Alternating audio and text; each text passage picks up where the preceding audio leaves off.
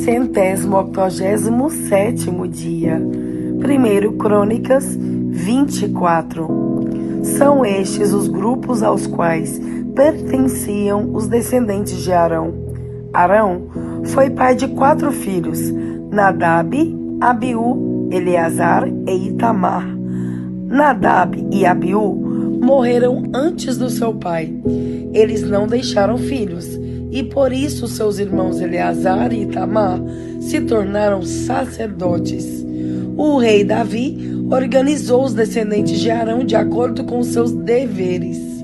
Foi ajudado nesse trabalho por Zadok, que era descendente de Eleazar, e por Aimeleque, que era descendente de Itamar.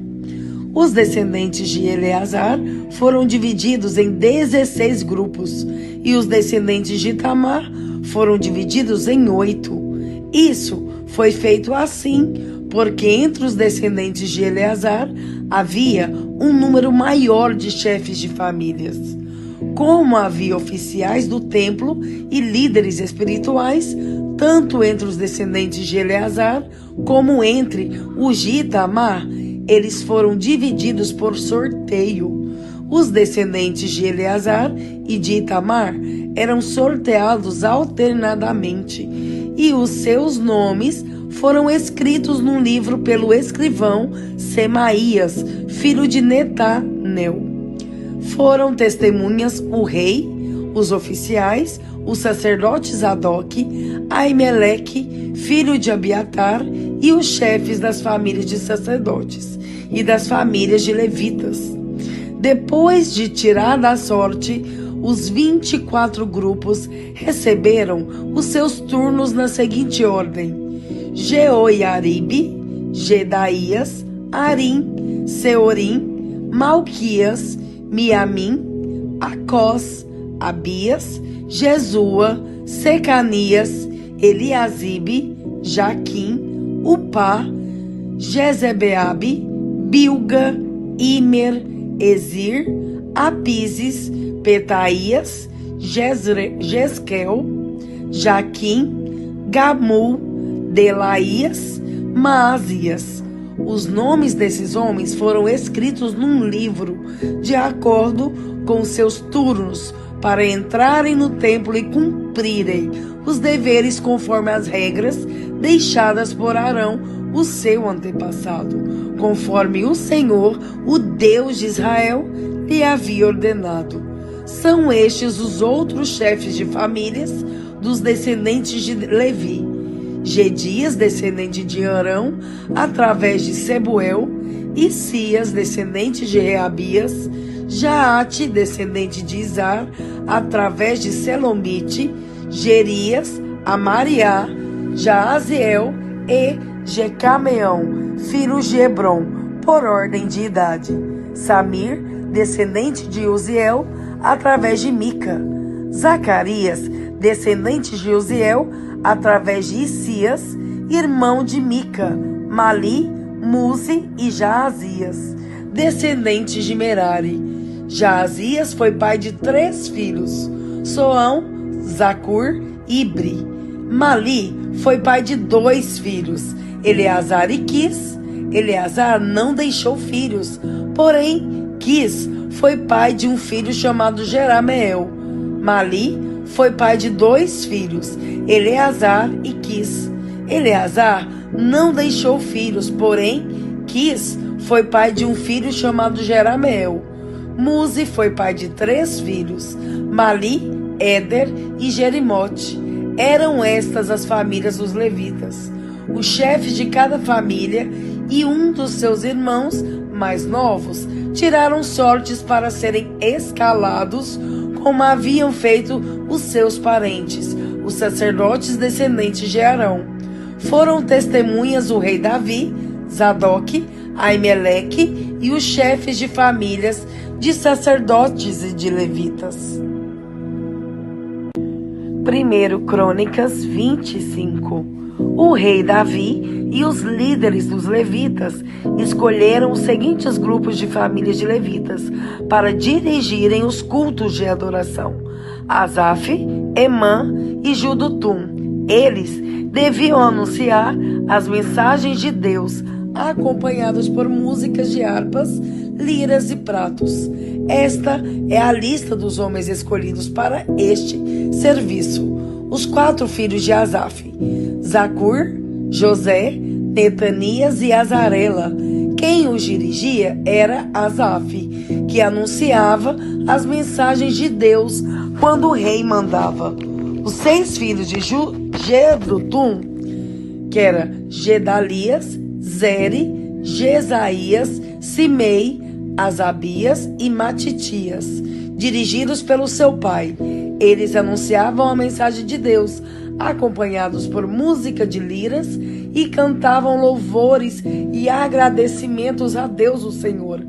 Os 14 filhos de Emã: Buquias, Matanias, Uziel, Sebuel, Jerimote, Ananias, Anani, Eliata, Gidalte, Romantiezer, Josbecasa, Malote, Otir e Maziote.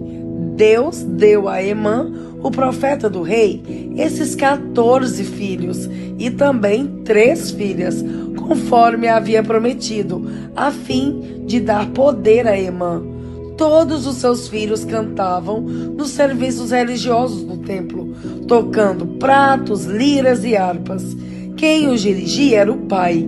Asaf, Jedutum e Emã estavam debaixo das ordens do rei. Os músicos treinados para tocar instrumentos e cantar louvores a Deus, o Senhor, eram 288 ao todo. Para organizar os turnos de serviço, todos eles tiraram sortes, tanto os jovens como os velhos, os já treinados e os principiantes. Esses 288 homens foram divididos de acordo com as suas famílias em 24 grupos de 12, cada grupo com um chefe. Esta é a ordem dos seus turnos de serviço: José, da família de Asaf, Gedalias, Zacur, Zeri, Netanias, Buquias, Jezarela, Jesaías, Matanias, Simei, Uziel, Asabias, Sebuel, Matitias, Jerimote, Ananias, Josbecasa, Anani, Malote, Eliata, Otir, Gidalte, Maziote, Romantiezer. Atos 19. Enquanto Apolo estava na cidade de Corinto, Paulo viajou pelo interior da província da Ásia e chegou a Éfeso. Ali encontrou alguns cristãos e perguntou: quando vocês creram, vocês receberam o Espírito Santo? Eles responderam: nós nem mesmo sabíamos que existe o Espírito Santo. Então, que tipo de batismo vocês receberam? Perguntou Paulo. O batismo de João Batista. Responderam. Então, Paulo disse: João batizava aqueles que se arrependiam dos seus pecados e também dizia ao povo de Israel que eles deviam crer naquele que havia de vir depois dele, isto é, em Jesus. Depois de ouvirem isso, aqueles homens foram batizados em nome do Senhor Jesus. Aí, Paulo pôs as mãos sobre eles e o Espírito Santo veio sobre eles. Então, começaram a falar em línguas estranhas e a anunciar também a mensagem de Deus. Esses homens eram mais ou menos 12. Durante 3 meses, Paulo foi à sinagoga e perguntou com coragem ao povo. Ele conversava com eles e tentava convencê-los a respeito do reino de Deus. Mas alguns eram teimosos, não acreditavam e, em frente de todos, ainda falavam mal do caminho do Senhor. Então, Paulo abandonou a sinagoga, levando os cristãos consigo, e começou a falar diariamente na escola de um homem chamado Tirano. Ele fez isso durante 2 anos, até que todos os moradores da província da Ásia, tanto os judeus como os não-judeus, ouviram a mensagem do Senhor. Deus fazia milagres extraordinários por meio de Paulo, tanto que as pessoas pegavam lenços e aventais que ele usava e os levava para os doentes tocarem. E quando estes tocavam neles, ficavam curados, e de outras pessoas saíam espíritos maus. Alguns judeus que andavam de um lugar para o outro expulsando espíritos maus quiseram usar também o nome do Senhor Jesus para expulsar os espíritos maus, dizendo a eles: pelo amor do nome de Jesus, o mesmo que Paulo anuncia, eu mando que vocês saiam. O nome que fazia isso eram os 7 filhos de um judeu chamado Seva, que era grande sacerdote. Mas desta vez um espírito mau disse a eles: eu conheço Jesus e sei quem é Paulo, mas vocês, quem são? Então o homem que estava dominado pelo espírito mau os atacou e bateu neles com tanta violência que eles fugiram daquela casa, feridos e com roupas rasgadas. E todos os que moravam em Éfeso, judeus e não judeus, souberam disso. Eles ficaram com muito medo, e o nome do Senhor Jesus se tornou mais respeitado ainda. Então, muitos dos que creram vinham e se confessavam publicamente as coisas más que haviam feito. E muitos daqueles que praticavam feitiçaria ajuntaram seus livros e os trouxeram para o queimar diante de todos. Quando calcularam o preço dos livros queimados, o total chegou a 50.000 moedas de prata. Assim, de maneira poderosa, a mensagem do Senhor era anunciada e se espalhava cada vez mais. Depois desses acontecimentos, Paulo resolveu passar pelas províncias da Macedônia e da Acaia e ir até Jerusalém. Ele dizia: depois de eu visitar Jerusalém, preciso ir a Roma. Então Paulo enviou para a Macedônia 2 dos seus ajudantes, Timóteo e Erasto. Mas ele ficou mais algum tempo na província da Ásia. Foi nessa ocasião que houve na cidade de Éfeso uma grande desordem por causa do caminho do Senhor. Um ourives chamado Demétrio fazia pequenos modelos de prata do templo da deusa Diana, e o seu negócio dava muito lucro aos que trabalhavam com ele. Então ele chamou estes e outros da mesma profissão e disse: meus amigos, vocês sabem que a nossa riqueza vem deste nosso ofício. Vocês mesmos podem ver e ouvir o que o tal do Paulo está fazendo. Ele afirma que os deuses feitos por mãos humanas não são deuses de verdade e está conseguindo convencer muita gente, tanto daqui como de quase toda a província da Ásia. Assim, nós estamos correndo perigo de ver o povo rejeitar o nosso negócio. E não é só isso. Existe o perigo de o templo da grande deusa Diana não ficar valendo mais nada, e também de ser destruída a grandeza dessa deusa adorada por todos na Ásia e no mundo inteiro. Quando a multidão ouviu isso, ficou furiosa e começou a gritar: viva a grande Diana de Éfeso! E a confusão se espalhou por toda a cidade. A multidão agarrou Gaio e Aristarco, 2 macedônios que viajavam com Paulo, e os arrastou até o teatro. Paulo queria falar ao povo, mas os irmãos não deixaram. Alguns altos funcionários daquela província, que eram amigos de Paulo, mandaram a ele um recado, pedindo que não fosse ao teatro. Naquela altura dos acontecimentos, a multidão que se achava no teatro estava em completa desordem. Uns gritavam uma coisa e outros gritavam outra, pois a maioria nem sabia por que estava ali.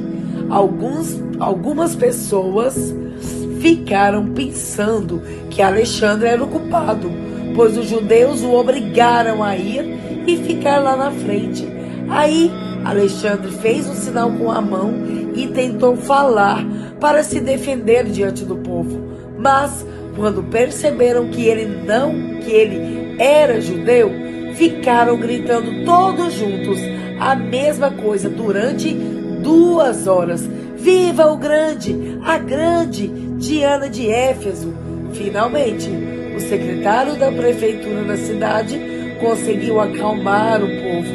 Ele disse o seguinte: cidadãos de Éfeso, todos sabemos que a nossa cidade é a guardadora do templo da grande Diana e da pedra sagrada que caiu do céu. Ninguém pode negar isso. Assim, fiquem calmos e não façam nada sem pensar bem. Vocês trouxeram aqui estes homens para eles não assaltarem o templo, nem ofenderem a nossa deusa. De Demétrio e os seus ajudantes têm alguma acusação contra alguém. Eles podem apresentar suas acusações no tribunal, pois para isso há dias certos de reunião. E também existem os governadores. Porém, se vocês querem mais alguma coisa, isso será tratado na reunião do povo, convocada de acordo com a lei, pois corremos o risco de sermos causadores de revolta. Por favor, por causa do que está acontecendo hoje, não há motivo para toda essa confusão. E nós não poderíamos justificar tudo isso. Depois de dizer essas palavras, ele terminou a reunião.